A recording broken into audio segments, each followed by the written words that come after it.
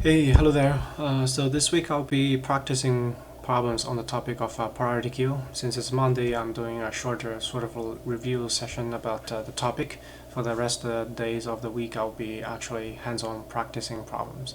So yeah, so this document it's a small summarization and with some code implementation about priority queue, and the link to the document is going to be in the description. The document is going to be on GitHub.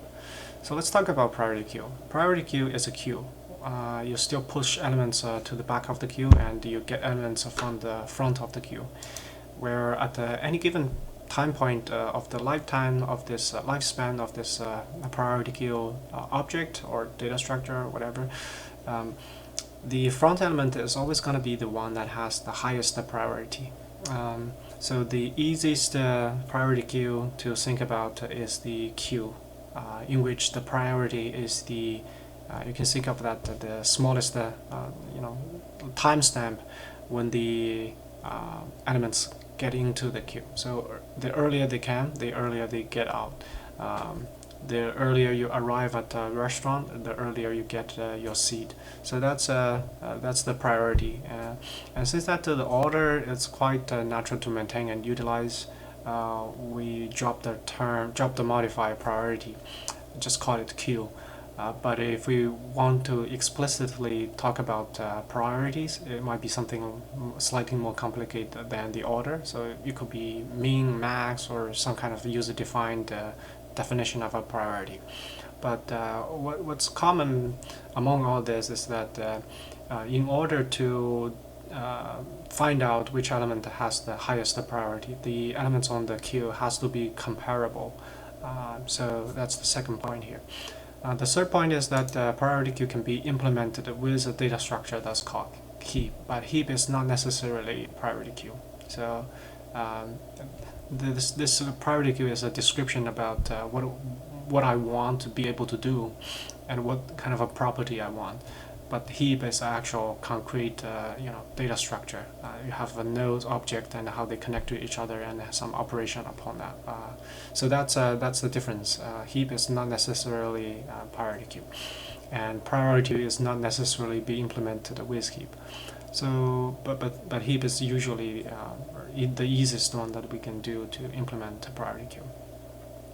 So heap is it's basically a tree, and the thing about it is that if we look at the parent and the children's, the kind of a relationship there is globally the same. So uh, typically we will have if we talk about max heap, when we find an element, find a node inside the tree, the values of that node are gonna be larger than all of its children's, and this kind of a behavior it's shared throughout the heap.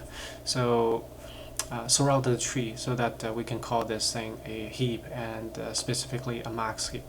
So just imagine that if we want the priority to be the largest element that we currently have, then like certain banks, they don't really treat people like the first come first serve. Whoever has the most money, they treat them first. So that could be that kind of a priority queue can be implemented with a max heap, just with the bank account size. The money dollar there, a dollar amount there, as the priority. And we can implement priority queue use the complete binary heap. The reason for that is a complete binary heap. We can really easily to deduce to figure out the parent and child relationship. So we will see example very soon. The typical time complexity of reasonable implemented binary heap queue. Binary heap queue, yes, it's binary heap priority queue. The construction, if you take a collection of elements and construct this heap out of it, it's going to be linear in time. Getting the front element, it's going to be constant. DQ and onQ is going to be log n. So it's not as fast as the regular queue because you have to do some work on the priority when the priority is not just the order. So yeah, so let's talk about maybe show some pictures. Sorry, where is my window? Yeah, so this is a picture about max heap. It's pretty much a binary. It's a max binary heap. So it's binary because every node just have at most the two children, and the parent node is always going to have a value that's larger than its two children, and we can sort of represent this binary heap, max heap, using an array. For simplicity of the calculations, we can use sort of waste the first zero index location with something that's not making sense, or we don't care. If we so that the rule node is the first element, index one element inside this array. To find its children, we just do arithmetics. We do 2 multiplied by 1 to get the left child, 2 multiplied by the index plus 1, 3, that's the right child. So if we look at the element, the node 10, if we want to find out its left child, we just multiply 2 by 2 to get 4. So the element 9, the node with value 9, is the left child of 10. 2 multiplied by the index number plus 1 will get you the right child. So for that reason, the binary heap, it's just, the math is just going to be really simple. So that's why we choose binary heap to implement a priority queue, because we can very easily to find out the parent and child relationship. So we can traversal inside this tree very easily. So let's look at the on queue kind of procedure. If we want to on queue, putting a new element onto the queue, we would do is to, as usual, you add elements to the end, which is adding that to the tail, and we will do a swim up operation, because this one, this newly added one, what if that this element is largest? We're gonna need to move it to the front of the queue. So that's exactly what's happening in my example. So we, as usual, for the regular queue, we put the element, new element onto the back, but we will try to just look at compare the element with its parent. If the element's value is larger than the parent, and we are talking about max heap here, we will move it up, sort of like a swimming up. So if 20 is larger than 12, so we do the swapping, and 20 is also larger than 18, so we actually promote this newly added elements to the front of the queue. So that's on queue. We append the new element to the end and swim it up to the location where the parent is actually larger than this particular new added one, so that you can stay there, or if it's the largest one, it will just be promoted to the root. So that's on queue. Let's talk about getting stuff out of this data structure. What if we want to get the 20 out? The thing we would do is to swap it with the very last element and just cut off that link. So this is officially out of the queue. Then the heap sort of a property here is violated. The node 12 is larger than 10, but it's not larger than 18. So we have to sync it down to the right location. So that's just we look at the left child, and we look at the right child. We'll try to find whatever is larger, has the higher priority, and then check if the node has a smaller priority than the children. We will sync it down there. So yeah, so that's pretty much the two operations, the on queue and dequeuing, and the special kind of operation here is the sync and the swim. that's being used by onQ and dequeuing. And also to have the whole thing to have this kind of property, we also have to do the use the swim, I think. No, use the sync. Use the sync. We can make sure that the front element has the highest priority. So let's go back to code. So here I have a Python implementation of the heap priority queue, so I call it heap queue. So the constructor basically is that we allocate a array of elements, where the first one is wasted, so that we get the first element is indexed at 1 instead of 0, so the math is a little bit easier.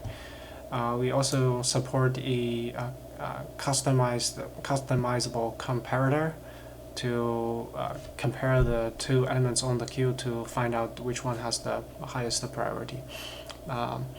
So if it's a function, we just use that function. Otherwise, if it's a string, we're accepting two things: min or max. Min is less than or equal to, max is greater than or equal to. So with this, we will, if we use max, it would take the greater than or equal to operator to be the comparator.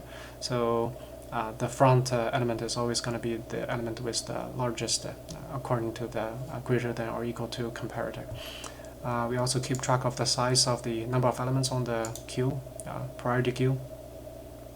If our data structure is initialized with some actual data, we'll call this heapify operation, which is to make sure that the heap, the data structure satisfy the heap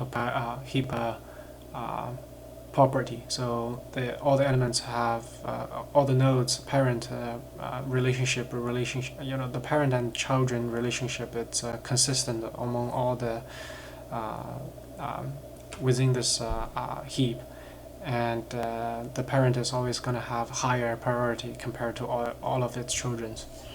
So the compare function is basically using the comparator to compare the i's and j's element on the queue. We get the lens, check if empty, and doing a swap. So based on the sort of like image demonstration, you see that either swim and sync, we check the node's relationship with its parent or with its children, and we decide do we want to swap. So that's why there is a swap here.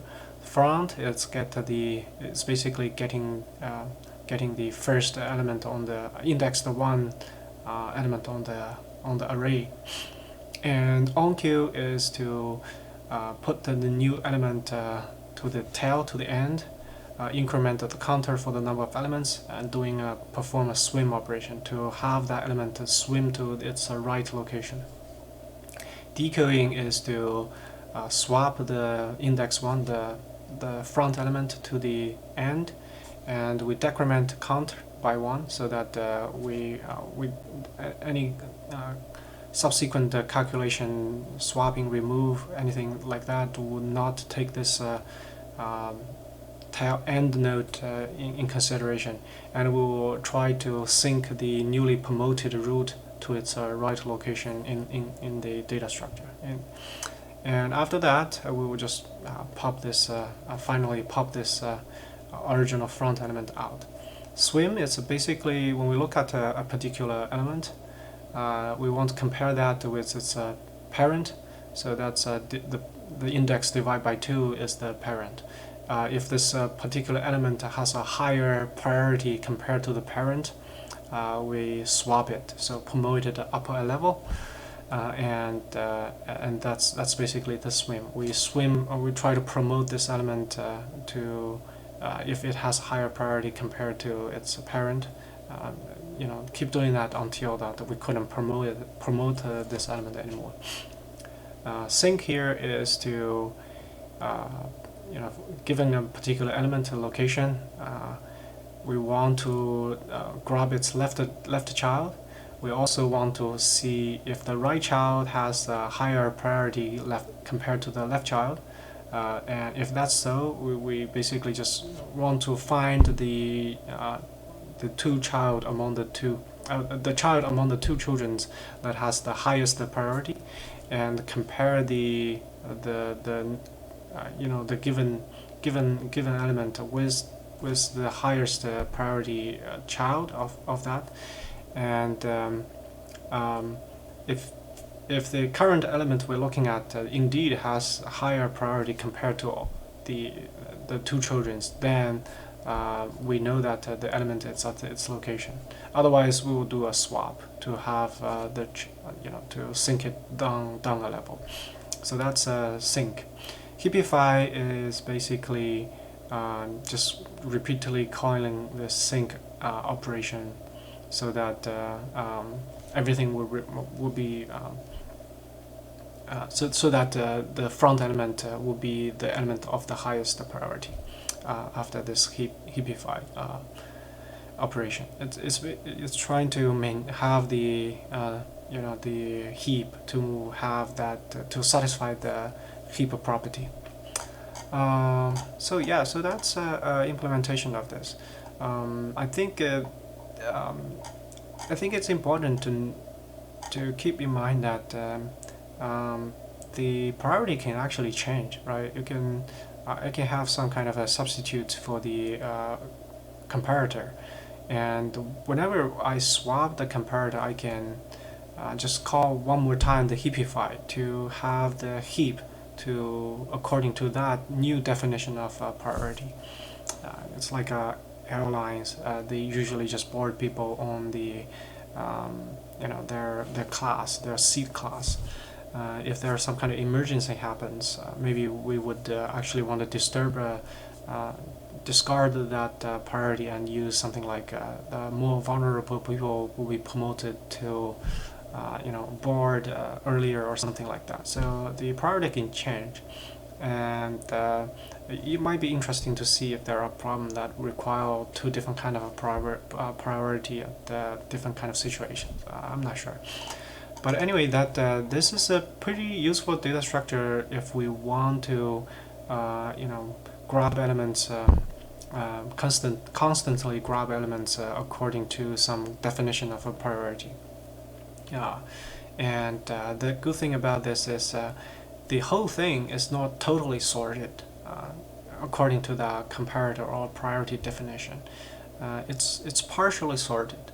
So that saves some unnecessary work if all we care is to grab a few of those items with highest priority.